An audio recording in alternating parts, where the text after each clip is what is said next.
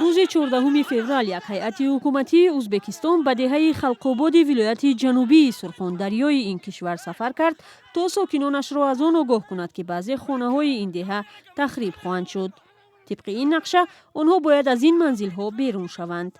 اما میان جانب‌ها جنجال شروع شد و ساکنان به غضب آمده با بیل و کلتک و تبر به نمایندگان دولت مقاومت کردند. برخورد با جراحت یک ساکن دهه و 2 افسر امور داخلی به انجام رسید.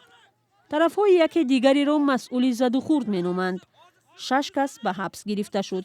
به قول مقامات خانه‌ها غیر قانونی در زمین کشت بنیاد شدند. آنها افزودند که منصبداران سابق این ناحیه بر عوض پاره به ساختمان منزل‌ها در زمین‌های کشت اجازه دادند. از سال 2016 به این طرف، یعنی از زمان سر قدرت آمدن پرزیدنت ازبکستان شوکت میرزیویف، تقریبا تمام منصبداران این منطقه ولایت سرخاندریا عوض شدند.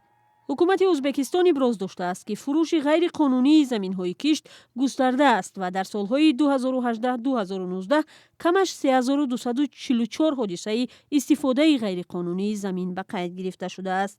بعد حادثه یاد شده، رئیس ولایت سرخاندریا با ساکنان خلق‌آباد ملاقات کرد. من برای همین به اینجا آمدم.